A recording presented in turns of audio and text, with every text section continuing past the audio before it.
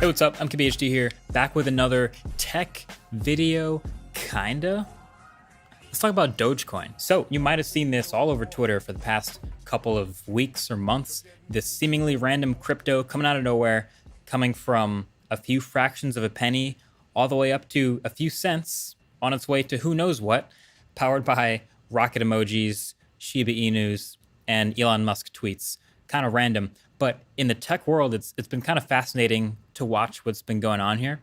And so on this topic that I think I would normally have on my podcast, on the Waveform podcast, shameless plug, I felt like it would make a fun video to sort of unpack how I look at what's been going on here. This video is not official financial advice. I'm not an expert. It's not the type of thing you should probably get from a YouTuber anyway, but I'm not responsible for anything you may do or decide to do after watching this video. So, okay, Dogecoin is a cryptocurrency. So in order to understand basically what's happening with it, you should understand what cryptocurrencies are. And so I'll just use Bitcoin, the most prominent one, as my example here. So Bitcoin's been around since 2009. It's the most prominent, largest crypto by market cap. But to oversimplify, it's basically a decentralized digital currency. It's an unregulated, highly volatile digital currency built on blockchain. But of course, Bitcoin's not the only one. There are tons of other currencies based on the same thing, but like based on alterations of the same rules. So they're alternate coins. They're called altcoins. And there's a lot of them. The thing is, almost anyone can make an altcoin eventually. Like, it's actually fairly impressive how easy it is to make. And so there are tons of them, and they're all built on like different little tweaks and versions of the same fundamentals. And pretty much all of them will claim to be better than Bitcoin in some way. Debatable, but there's a lot of them out there, which is the point. And you might have heard of some of these. So there's Ethereum, there's Litecoin, Stellar, Ripple, Dash, Neo. You can literally just open up Coinbase and sort through tons and tons of them. And this is just a small fraction. There's, at this point, I'm going to say probably thousands of different altcoins to pick from. And they're all basically trying to give you some reason for them to catch on, some reason that they're better than Bitcoin to invest in or use. And then there's Dogecoin. Dogecoin was literally started as a joke, as a tweet by Jackson Palmer while he was working at Adobe, sort of literally making fun of how many altcoins there were. Like, oh, what? Imagine there was this Shiba Inu powered Dogecoin, and the coin had a little picture of the meme on it, and it just kind of hooked on a lot and got traction from there. It's like one of those jokes that catches on so much it becomes more than the joke. It like outgrows itself and it becomes a real thing. So he collaborated with Billy Marques from IBM. And they gave it a logo, registered it, launched it, built the thing, and now it's real. So, okay, fundamentally, we know what Dogecoin is as an alternate crypto, but I think the reason that it's caught back on and stuck around for as long as it has is much more interesting to me. See, the thing you start to notice about cryptocurrencies is they all take themselves very seriously, and they should, because they exist in different worlds for great reasons. I actually really like the idea of Bitcoin. I think having like a global currency makes sense in the age of the internet we live in. But now that there are so many altcoins, it can feel kind of overwhelming to sort through them all and find out which ones are useful, which ones are good short-term versus long-term investments, which ones you can buy that may actually make you money. That's what everyone wants to know. And everyone, kind of like stocks, everyone wants to find that hidden gem of like a young, smaller crypto that has just the right combination of things that it's going to grow and turn into this massive, important thing.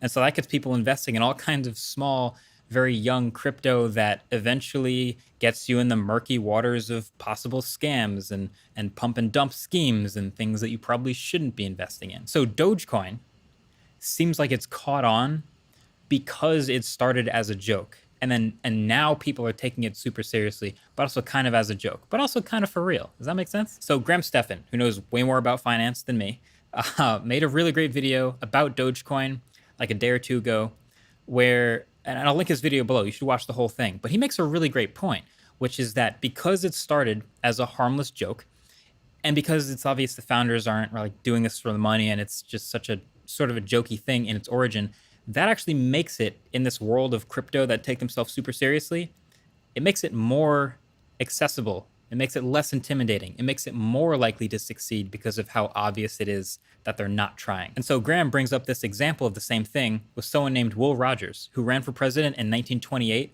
and won on a joke campaign and then eventually resigned. Could have been president, but the whole point of his campaign was to show how dumb it was and mock the whole process. And so that was like the Dogecoin of politicians. But I also have an example of like the equal but opposite situation.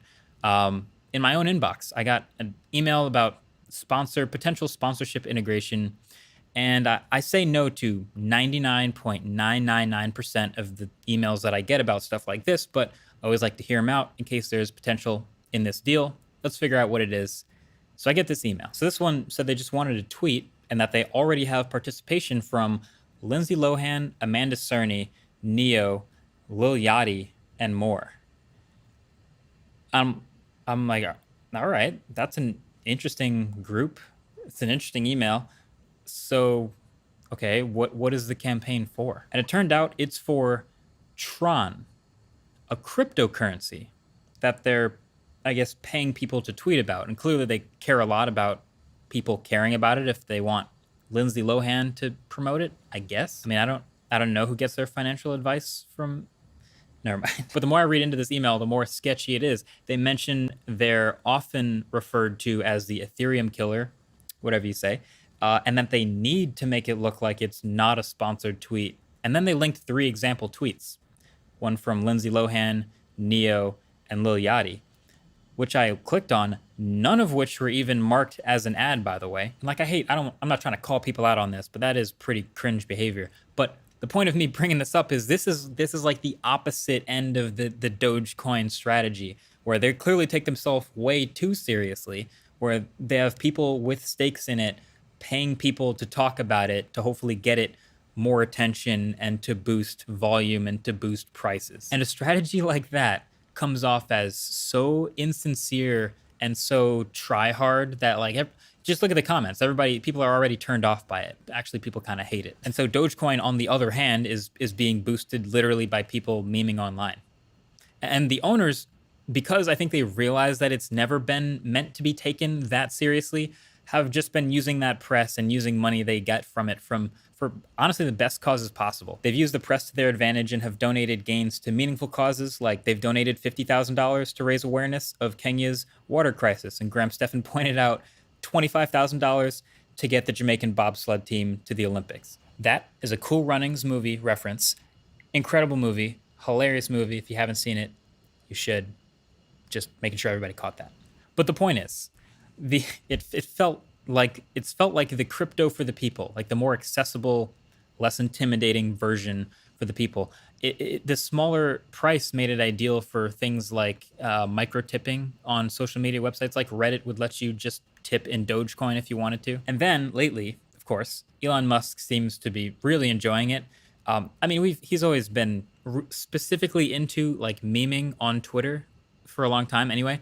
But obviously he's all in. Like if you look at his Twitter over the past like month or two, it's just been all Dogecoin. And then if you watch the price and volume of Dogecoin go up the more he tweets about it, and then it'll sort of simmer down and die off after a while, and then he'll tweet about it again and it'll kick up. I bet if you drew a volume graph of how many times people trade and talk about it, it would be right lockstep in line with Elon's tweets.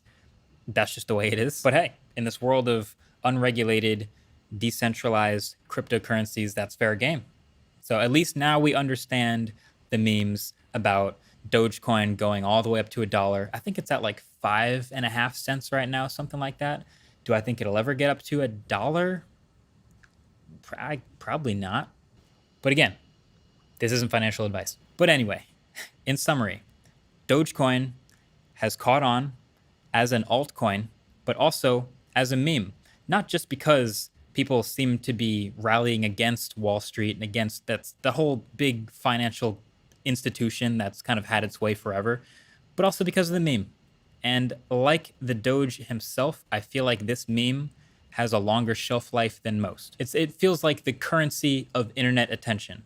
Now, as far as if you should invest or not, this video is still not financial advice. So again, I'm not responsible for anything you may do or think about doing after watching what I say. But I think it is actually a fun, harmless cryptocurrency to at least get started with and begin to mess around with to understand the inner workings of how it works, how the trading works, what apps you like to use, things like that. I wouldn't invest any money that you're uncomfortable with turning to $0 because it could. But I think once you're done messing with that, then you can take those learnings and apply it to other future investments, because it's always a good idea to have a diverse set of investments. That's financial 101. But in the meantime, feels good to be in on the joke now. Feels good to understand it. People are going to ride this either to the moon or till it dies, because that's what the internet does with every joke. Thanks for watching. Catch you guys in the next one. Peace.